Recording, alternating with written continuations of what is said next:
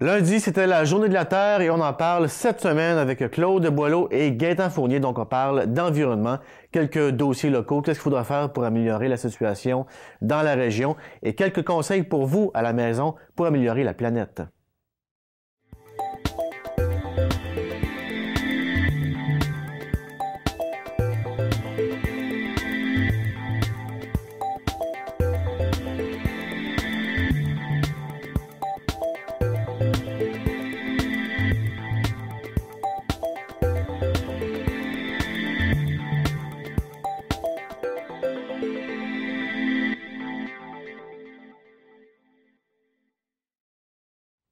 Alors cette semaine, on parle de la Journée de la Terre. C'était donc lundi, le 22 avril.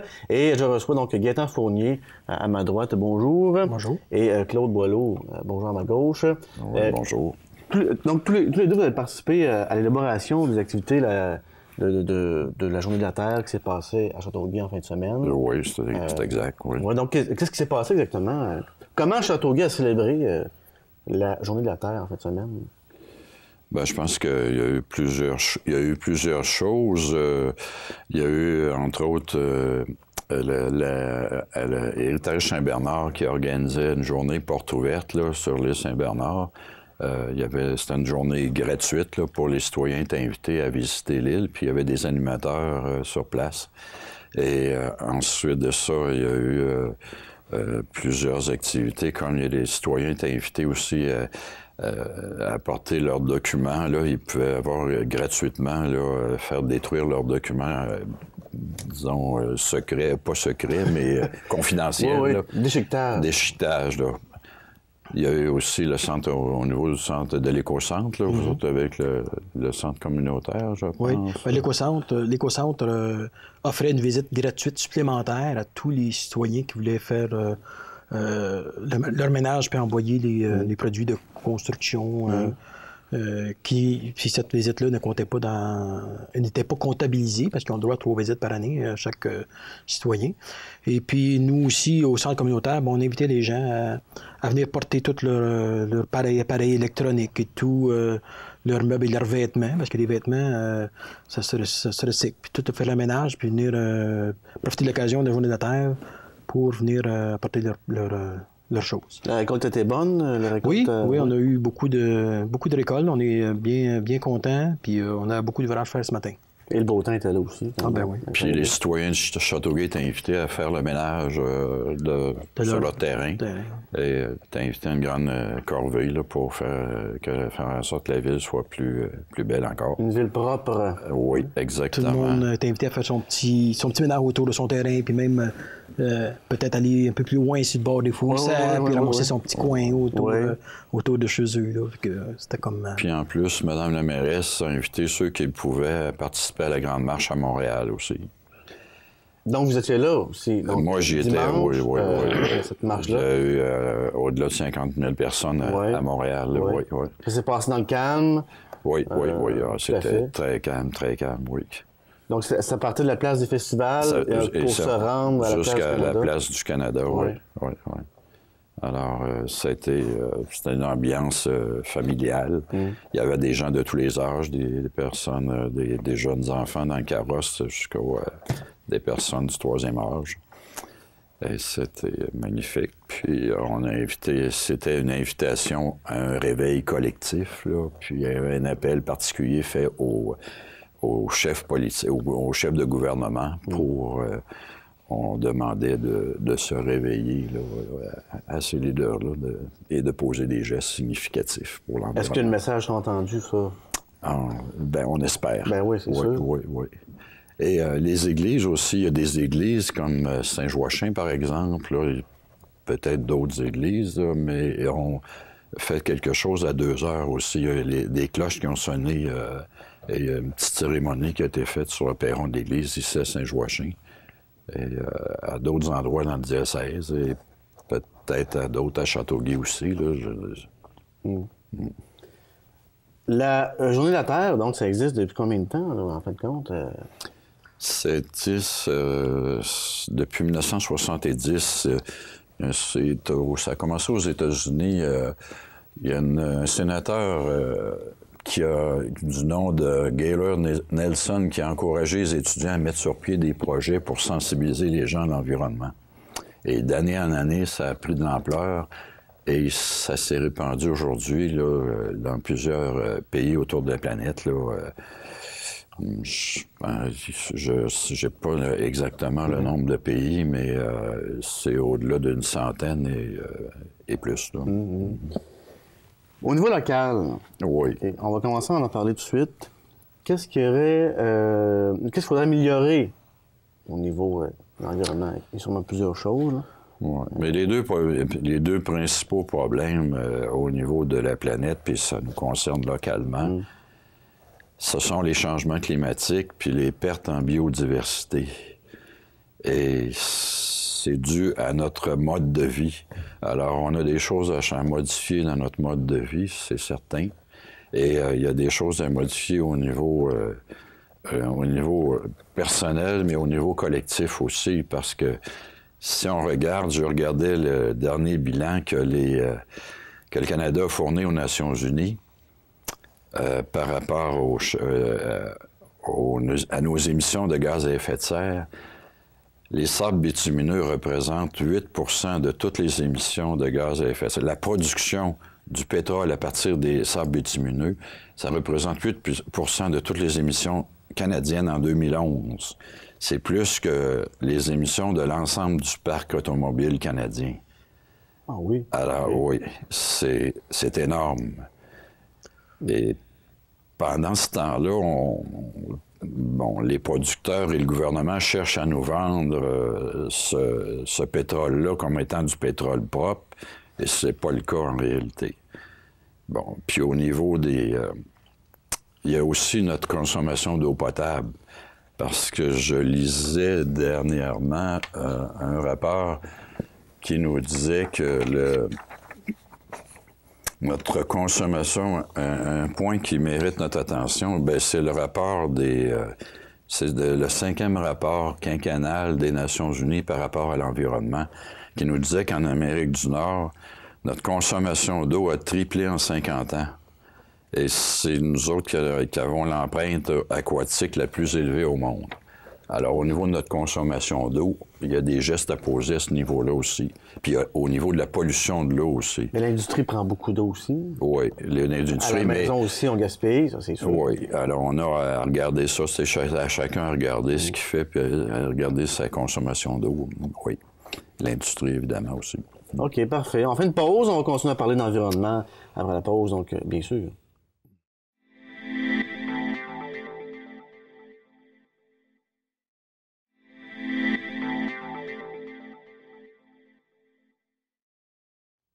De retour à l'émission, on parle d'environnement. Lundi, c'est le jour de la Terre et on continue à en parler ce soir. Et donc avec Gaétan Fournier, directeur du Centre communautaire de Châteauguay. Bonjour. Bonjour. Bien sûr, le Centre communautaire contribue donc à avoir un environnement, contribue à la préservation de l'environnement dans une certaine manière. Oui. Bien, absolument. Avec tout ce que les gens peuvent apporter, nous, on donne une deuxième vie à ces choses-là.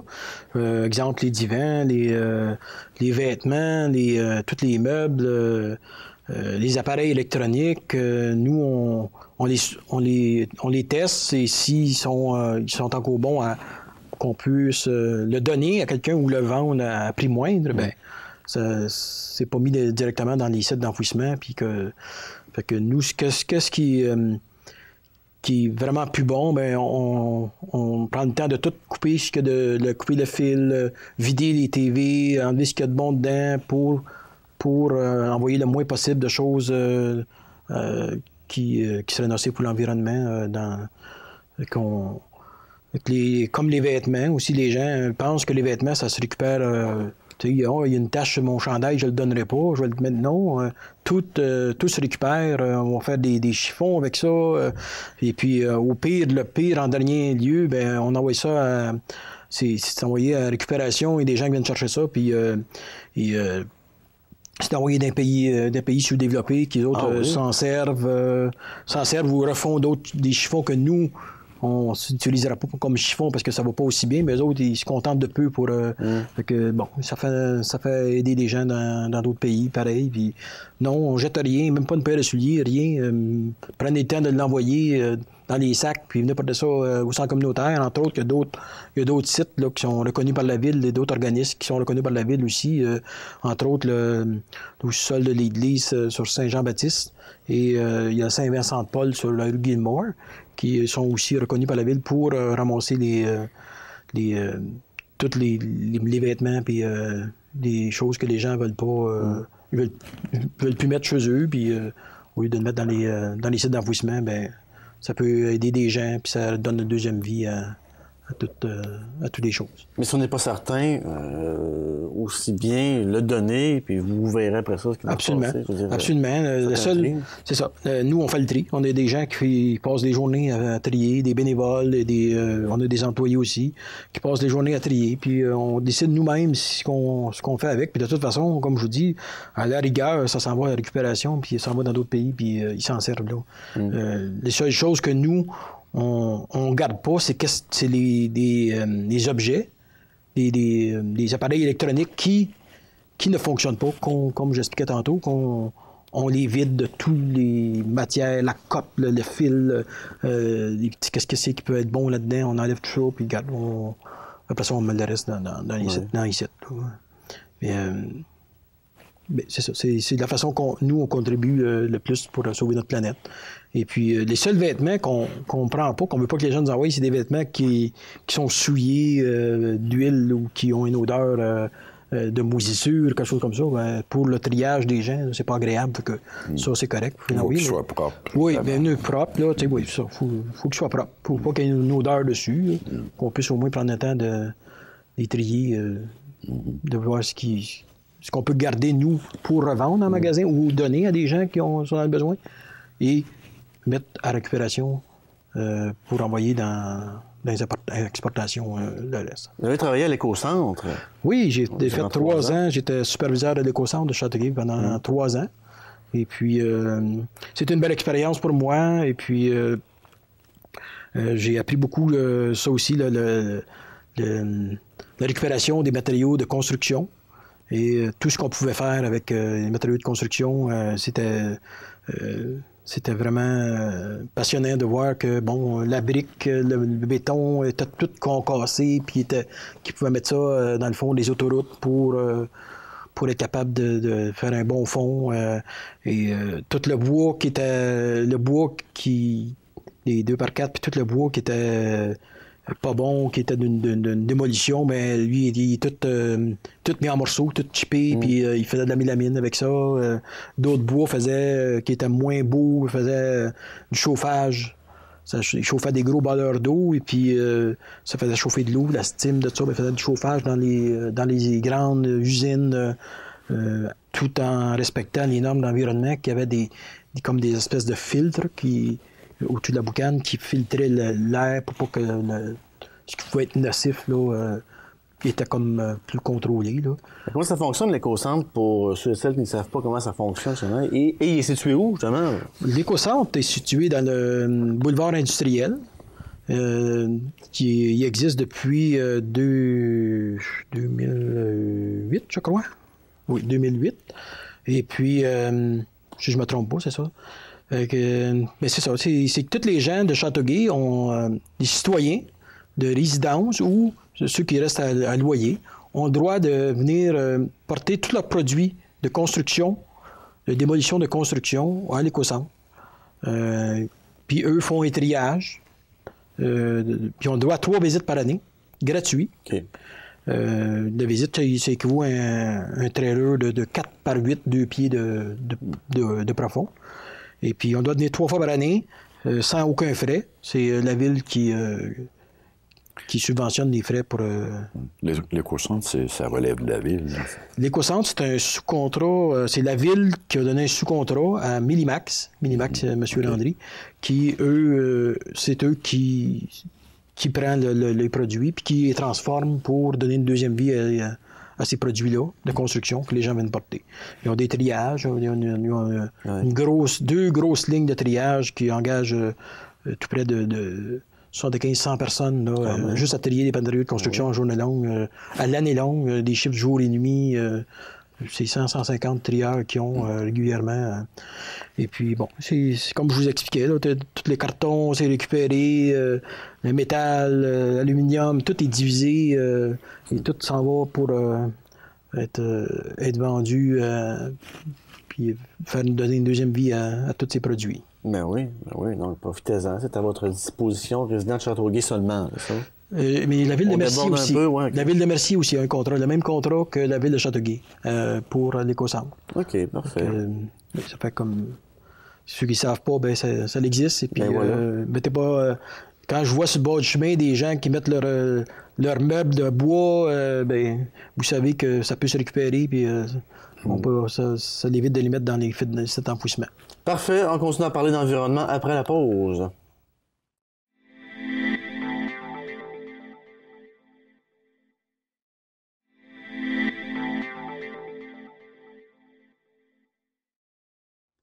De retour à l'émission, on parle d'environnement cette semaine parce que c'était la Journée de la Terre lundi. Donc, à ma droite, Gaétan Fournier, directeur du centre communautaire à Châteauguay, et aussi M. Claude Boileau. Les deux ont participé avec Luc Lécuyer, Guy Turcotte, Jean Lisotte à la réalisation du programme de la Journée de la Terre. Donc, il y a eu plusieurs activités en fin de semaine.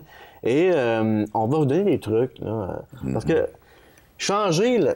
Chaque geste compte, hein? Ça, on entend souvent ça. Oui, okay? Chaque geste compte. Exactement. C'est vrai, j'imagine. Oui, hein? oui.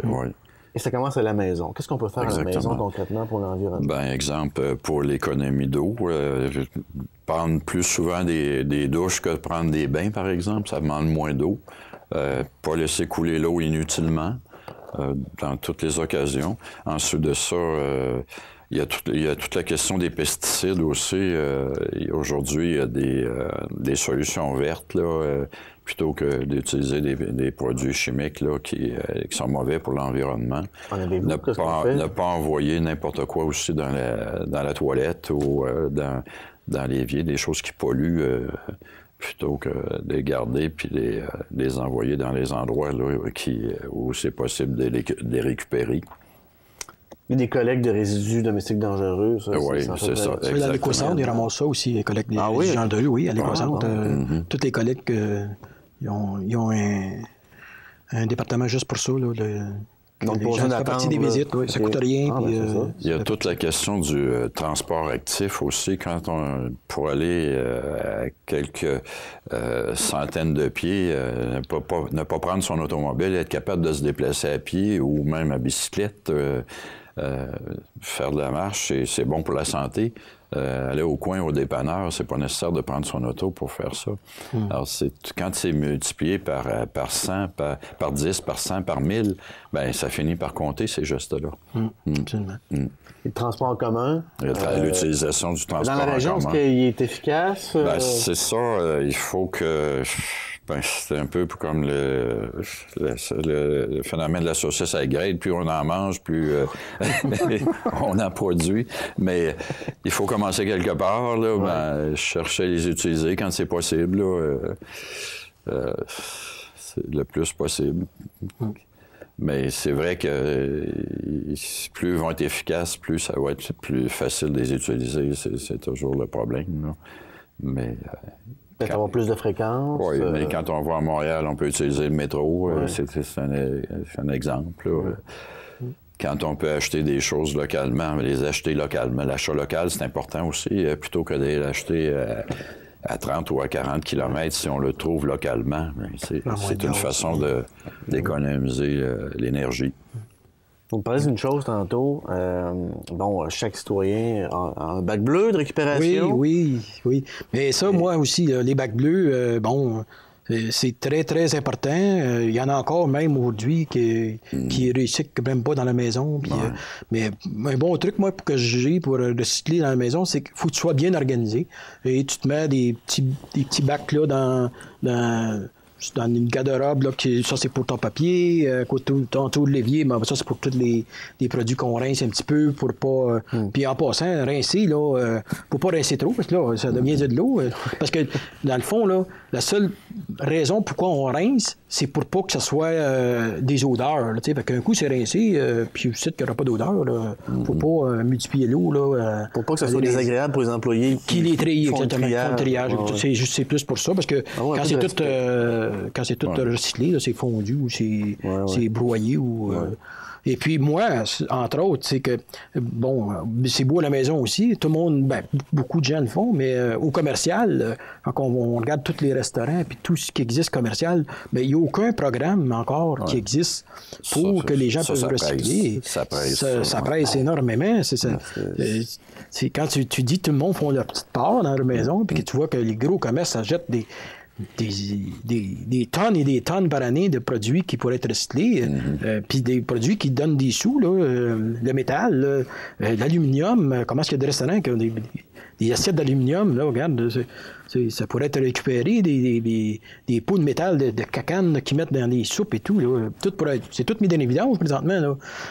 Puis, multiplier personne qui recycle ici. Non, d'un restaurant, moi je connais pas personne qui recycle encore. S'il y en a, bravo, puis mais s'il y en a, comment qu'ils font pour recycler? Mais ils n'ont pas d'accès, La ville n'a pas donné encore, je sais pas, mais il n'a pas donné une loi que chaque citoyen doit, soit que chaque commerce doivent recycler les produits qui sont recyclables en mettant un règlement que bon, il faut qu'il y ait un bac pour recycler puis un bac pour les vidanges qui vont dans les sites d'enfouissement.